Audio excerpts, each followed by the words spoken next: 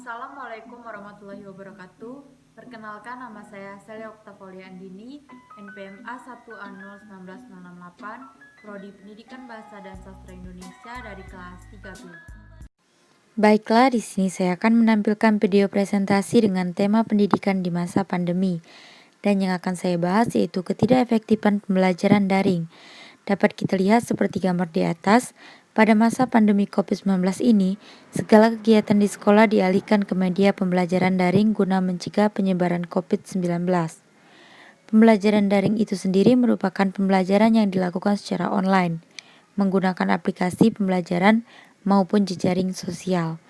Segala bentuk materi pelajaran didistribusikan secara online. Komunikasi juga dilakukan secara online. Sistem pembelajaran melalui daring ini dibantu dengan beberapa aplikasi seperti Google Classroom, Google Meet, dan Zoom.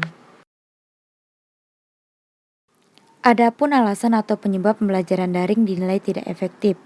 Memang proses pembelajaran daring bisa menjadi solusi untuk tetap melangsungkan pembelajaran. Tetapi di samping itu, terdapat juga penyebab atau alasan dari tidak efektifnya pembelajaran daring.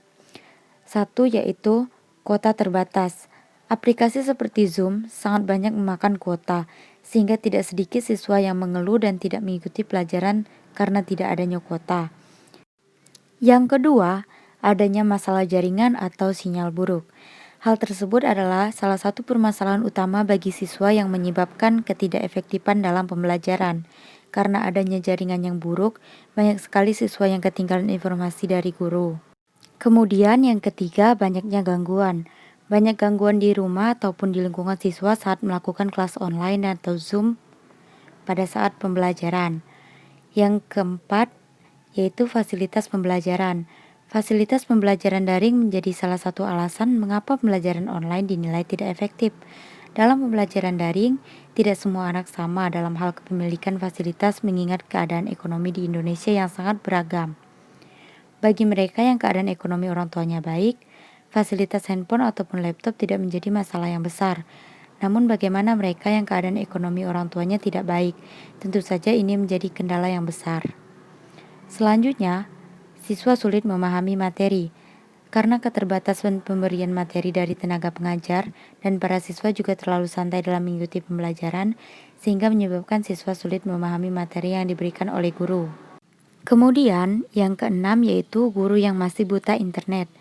Ada beberapa guru yang masih buta internet atau tidak paham menggunakan Android, sehingga ia selalu meminta bantuan kepada orang lain setiap kali ada jam pelajaran, dan kadang ia jarang melakukan kelas online, sehingga siswa banyak ketinggalan pelajaran. Kemudian, adapun kelebihan dan kekurangan dari pembelajaran daring. Kelebihan dari sistem pembelajaran daring, yang pertama, waktu belajar lebih singkat. Dengan mudahnya mengakses materi pembelajaran atau mengikuti video tatap muka, maka para pelajar memiliki waktu yang lebih cepat untuk belajar, apalagi belajarnya hanya di rumah, sehingga tidak perlu menghabiskan banyak waktu untuk pergi ke kampus atau sekolah seperti biasa. Selain itu, para pelajar tidak memerlukan waktu lagi untuk menunggu pengajar yang kadang datangnya lama, sehingga memerlukan banyak waktu yang terbuang.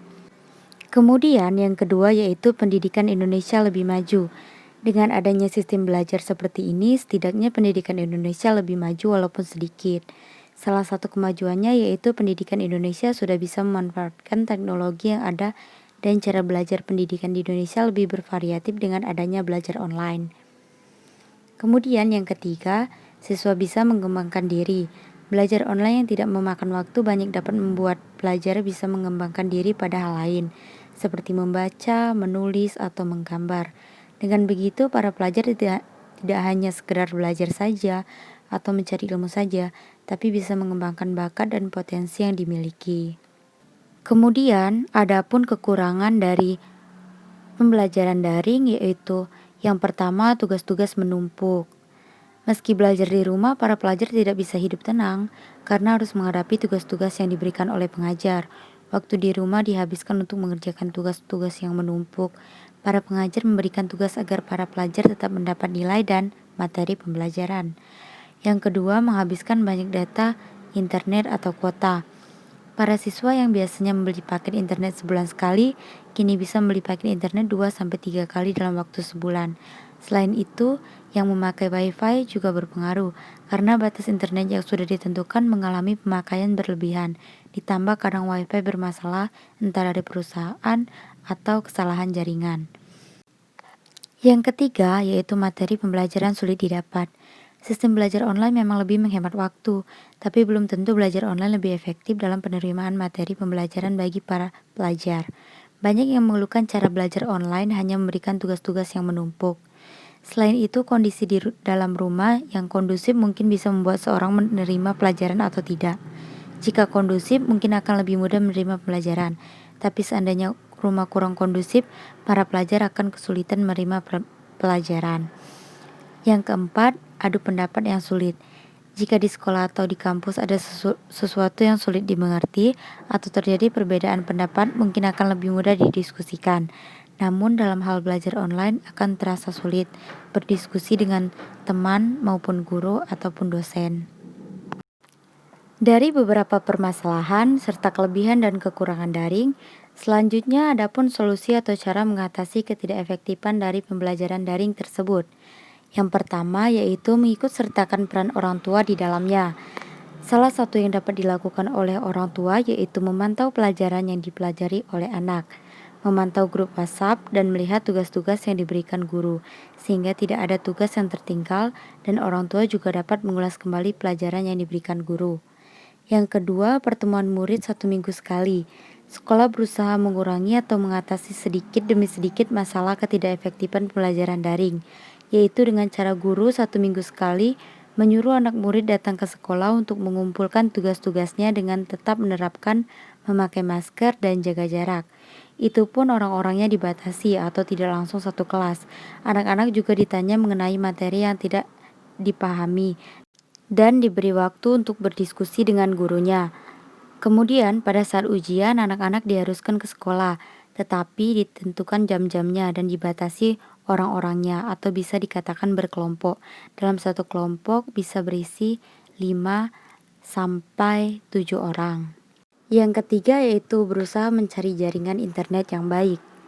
Berusaha untuk mendapatkan jaringan internet yang baik, salah satunya yaitu menumpang di rumah teman atau tetangga yang memiliki WiFi, atau berdiskusi kepada teman melalui media agar pembelajaran lebih efektif dan tidak ketinggalan pelajaran dan informasi.